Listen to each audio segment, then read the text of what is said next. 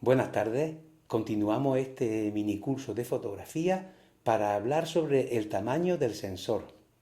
En principio, vamos a hacer un razonamiento básico. Si el sensor aumenta, ¿qué puede ocurrir? Pueden ocurrir dos cosas. La más evidente es el sensor, me refiero al tamaño, pues que quepan más píxeles. ¿Y eso en qué repercute? Pues en una mayor definición, en mayor resolución, mayor elementos que conforman la información de la imagen. Hay que recordar que las cámaras digitales, pues en las cámaras digitales se menciona la resolución en megapíxeles, ¿no? Por ejemplo, me he comprado una cámara de 24 megapíxeles, se refiere a 24 millones de píxeles que tiene el sensor. Entonces, si el sensor es más grande, la opción número uno es que el fabricante le meta más píxeles, porque el área del sensor es mayor. Pero luego está la opción número 2, que es la que más nos va a interesar. Y es que el fabricante no quiere meterle más píxeles porque considera que ya hay mucho dentro. Ya tiene sus 24 millones o sus 48 millones de píxeles y no quiere meterle más, sino que al ser más grande el sensor, pues dice, pues le voy a poner píxeles más pequeños, más gordos, más grandes. ¿Con qué sentido? Pues con el sentido de que si un píxel es un elemento sensible, una célula sensible a la luz, mientras más grande sea de superficie, más luz va a recibir. ¿Y eso en qué repercute? Pues en una mayor sensibilidad y un mayor rango dinámico, entendiendo por rango dinámico la capacidad que tiene el sensor de registrar desde los blancos más blancos hasta los negros más negros sin tener ruido de imagen, sin tener ese grano que a veces pues es molesto. Así que ganamos en dos aspectos. En principio, es decir, el fabricante aumenta el tamaño del sensor y ganamos en sensibilidad y en rango dinámico. Pero también ganamos en algo más. Y para eso vamos a hablar sobre la focal normal de, de una cámara. Focal normal, se dice focal normal porque el ángulo de visión equivale a la visión del ojo, que son 45 grados más o menos. Entonces, cuando a través de una cámara se ve con ese ángulo, decimos que es focal normal. ¿Y qué ocurre? Que la focal normal de una cámara no es siempre la misma, va a depender del tamaño del sensor. De hecho, ¿cómo podemos saber cuál es nuestra focal normal? Pues en los libros te dice que la focal normal de un formato equivale a la diagonal de dicho formato. Parece un trabalenguas, pero es fácil de entender. Ahora, después, más adelante, haré un gráfico para que quede claro. Pero, en principio, me voy a remontar a 1889, cuando Edison inventa la película de 35 milímetros. Voy a hacer un dibujillo para que nos hagamos una idea. 35 milímetros se refiere al ancho de la película. Estamos hablando de película de acetato. Al ancho. Esta película tiene perforaciones porque las perforaciones se incorporaban para que se pudiera desplazar la película a través de la cámara. Y entonces el área útil de esta película es un poco más pequeño, ¿no? Pero equivale a 36 por 24 milímetros. 36, le voy a poner aquí más grande. 36 por 24. 36 milímetros por 24 milímetros. Ese es el área útil. Entonces, si decimos, sí, una película de 35 milímetros, estamos hablando y dando por sentado que el área es de 24 por 36. Esto se inventó en 1889 Edison lo patentaría, imagino, y a partir de ahí, pues, en infinidad de películas de cine y en cantidad de máquinas fotográficas del mundo analógico se ha utilizado estas dimensiones de formato 35 milímetros. Entonces, ¿qué ocurre? Por un lado, que con la irrupción del boom digital, pues se ha referenciado a este formato porque hay miles y miles y millones de personas que se han acostumbrado a ver a través de esta focal que produce este formato, esta focal normal, que hemos dicho antes por definición que la focal normal de un formato equivale a su diagonal. Es decir, yo aquí pinto la diagonal, que son unos 43 y pico milímetros, y eso sería la focal normal. Se ha generalizado y al final, pues, se ha subido y se ha redondeado a 50 milímetros. Es decir, que, resumiendo con esto, en 1889 se inventa el formato 35 milímetros, un formato con perforaciones, en donde el área útil es 24 por 36 milímetros y donde su diagonal es 43 y pico y se ha redondeado a 50. Y desde esa fecha hasta ahora, pues se ha mantenido que esto es un referente, es un estándar. Entonces, en el mundo digital, cuando se habla de formato full frame, que full frame significa fotograma completo, se está refiriendo a este formato. Es decir, que si yo dijera me he comprado una cámara full frame, quiere decir que me he comprado una cámara donde equivale a un formato de 35 milímetros, en donde el área del sensor es de 24 por 36 milímetros, ¿vale? Eso se ha convertido en un estándar. Entonces, en este caso de formato full frame, porque hemos dado un salto generacional, bueno, bestial, desde 1989 hasta 2010 o 2020 en el que estamos ahora, ¿no? 2021. Pues ocurre que en este caso de esta cámara full frame, todo lo que yo le ponga en objetivos de focal con valor mayor será focal larga, lógicamente. Si es 50 milímetros es focal normal, si le pongo un 80 es focal larga, y si le pongo un 30 es focal corta. Es decir, largo o corto va en función de la focal normal de este formato, que en este caso es 50 milímetros. Pero ¿qué ocurre? Que no todas las cámaras son de este formato. El full frame es como, hombre, para muchos fotógrafos él no va más. Hoy día, ay, me he comprado una cámara full frame.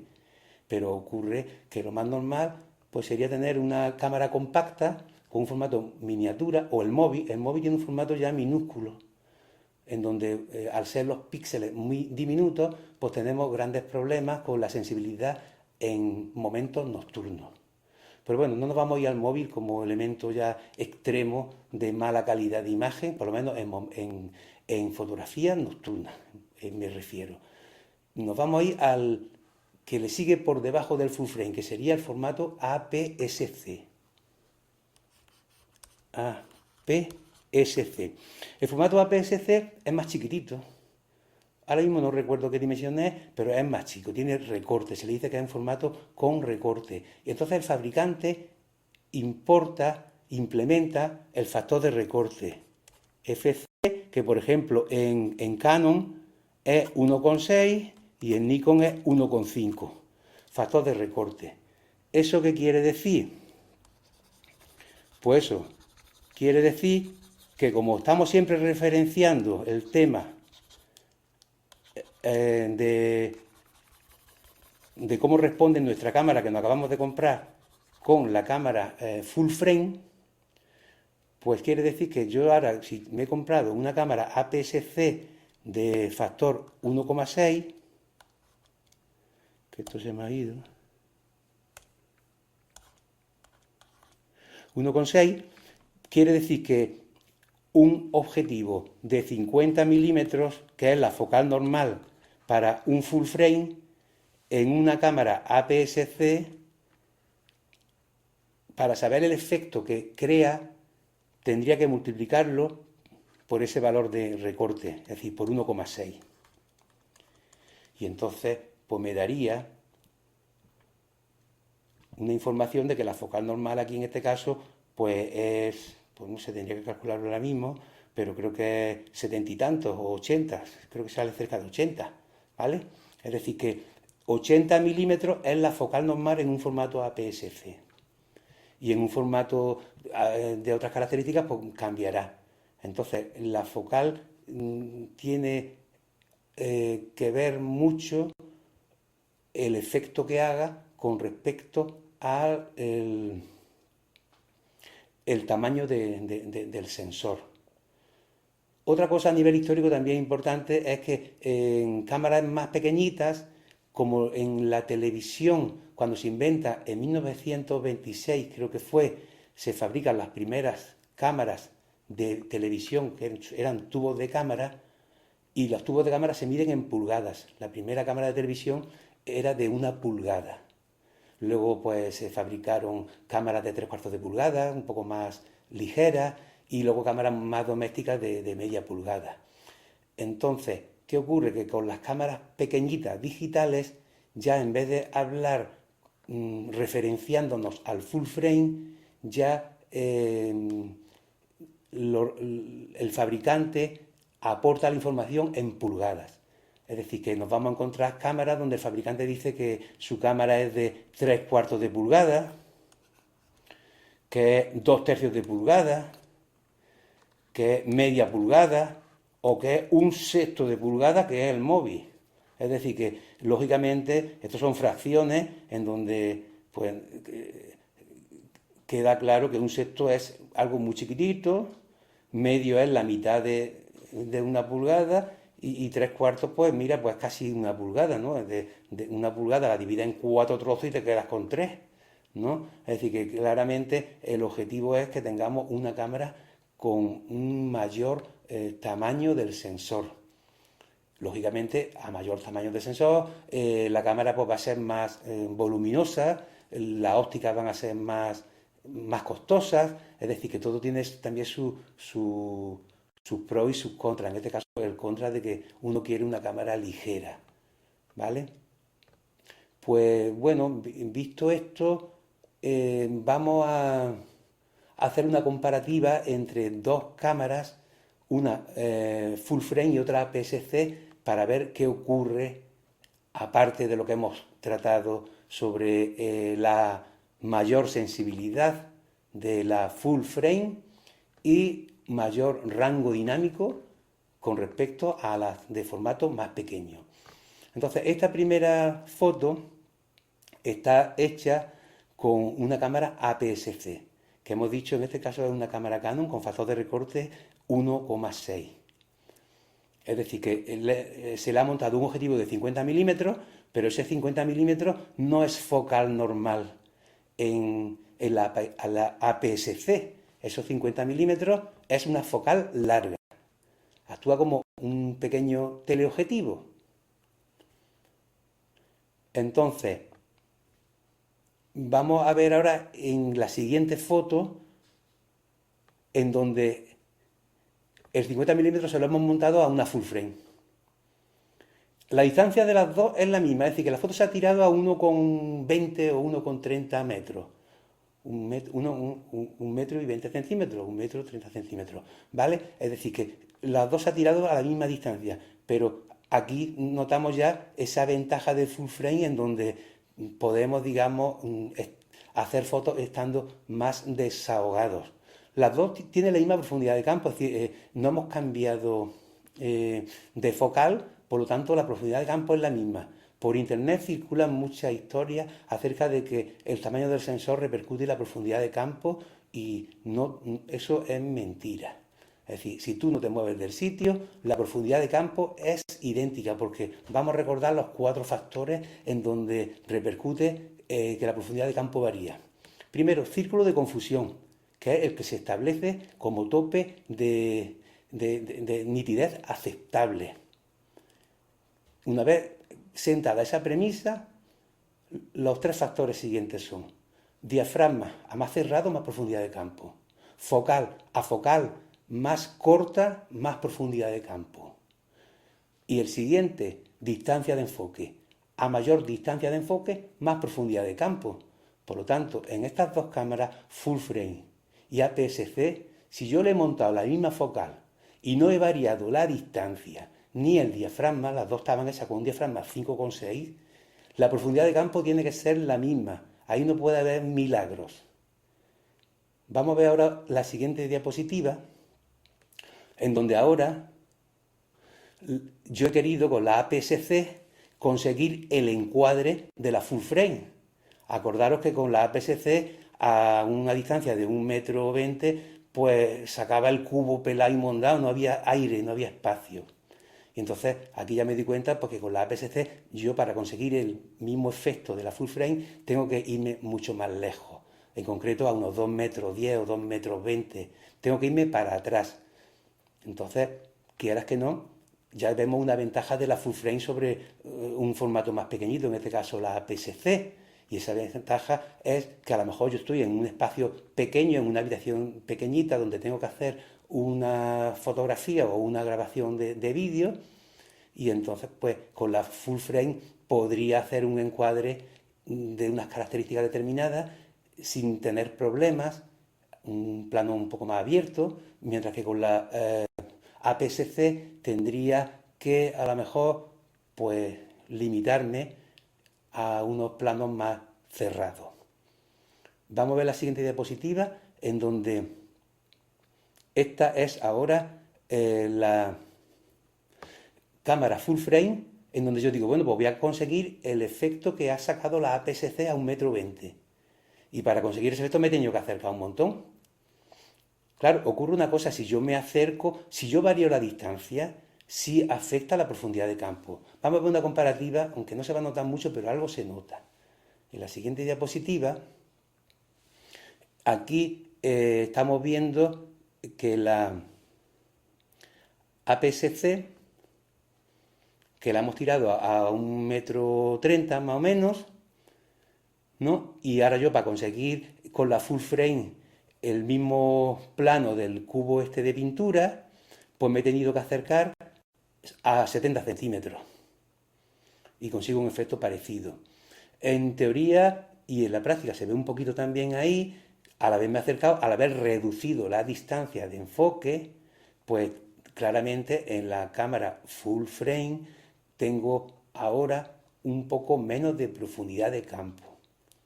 Por eso hay mucha gente que dice, me voy a comprar una cámara full frame porque quiero fondos borrosos. Claro, la full frame ayuda a conseguir fondos borrosos porque te tienes que acercar, en este caso, para conseguir el encuadre, y entonces está disminuyendo la distancia de enfoque, y al disminuirla ya sabemos que la profundidad de campo disminuye también. Y en el siguiente ejemplo comparativo, ya para terminar, tenemos a la derecha, era la que hicimos con la cámara full frame a 1,30 m, desahogado, me refiero que estábamos cómodos, y resulta que ahora yo quiero hacer ese efecto y me tengo que ir 2,10 m para atrás. Me tengo que ir más para atrás. En la foto de la izquierda corresponde a la APS-C también con el 50 milímetros, pero para conseguir ese efecto, el mismo encuadre, me he tenido que ir mucho más para atrás.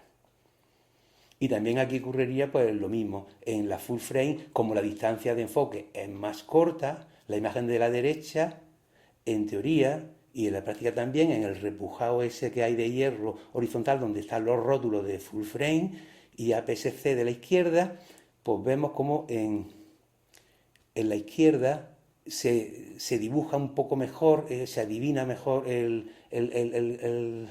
la forma, y en la derecha pues se ve como un poco más indescifrable. No es para tirar cohetes, pero algo se nota. Y bueno, ya para terminar vamos a ver el tema, porque el tema este de los sensores y de los ángulos de visión más que todo, pues uno dice, bueno, ¿y qué utilidad tiene esto? El saber que el ojo humano ve enfocando más 45 grados y encima esos 45 grados corresponde a la diagonal de formato. Es decir, que encima no es un valor útil, porque una diagonal nadie encuadra pensando en diagonales, encuadra pensando en horizontales o pensando en verticales. Entonces se han inventado desde hace ya mucho tiempo aplicaciones para el móvil, para hacer cálculos. Yo he hecho la prueba y puedo decir, por lo menos en esta aplicación, que funciona perfectamente bien. Es decir, que lo que te está dando el móvil cuadra perfectamente. Por lo menos las dos cámaras que he probado, de APS-C y de full frame. Cuadra perfectamente, es decir, no engaña. Puede ocurrir que haya aplicaciones que vayan a su bola y no coincida el ángulo de visión, pero aquí coincide. Esta aplicación, vamos a darle esto que ande, que se llama Lens Simulator. Le damos a la cámara trasera, que es la que nos interesa. Seleccionamos, por ejemplo, en este caso APS-C de Canon, y le vamos a poner un zoom que vaya, por ejemplo, de 18, que es el angular que tiene la cámara Canon de serie. Y bueno, de focal vamos a ponerle hasta 35.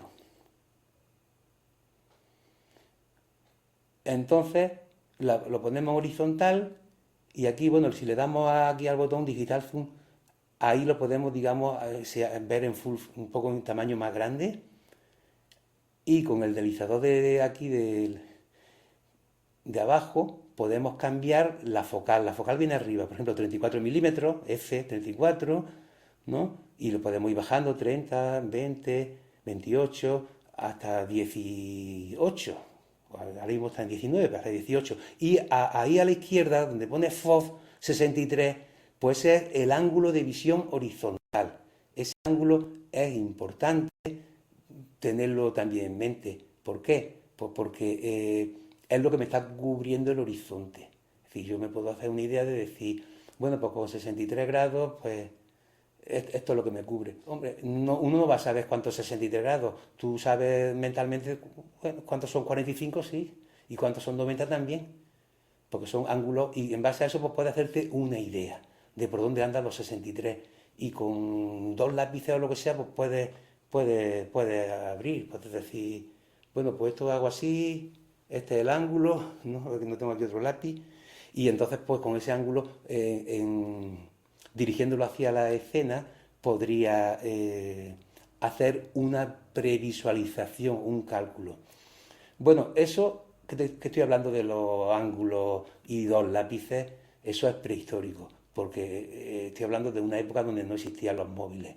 Ahora ya con los móviles, pues es una tontería. Esto funciona perfectamente bien y la verdad que es súper útil, sobre todo en esa primera visita, en donde uno va a localizar, a plantear el trabajo que va a desarrollar, ya sea fotográfico o de vídeo, a través de un documental o de un cortometraje, de lo que sea, y entonces, sin tener que alquilar todavía equipo, tú vas con el móvil y vas planteando los planos, ves que en ese espacio te responde con la óptica que te van a prestar o a alquilar, y entonces cuando llegue el momento de hacer el trabajo no hay ninguna sorpresa.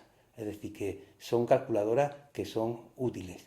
Venga, pues lo dejamos por hoy y nada, un saludo.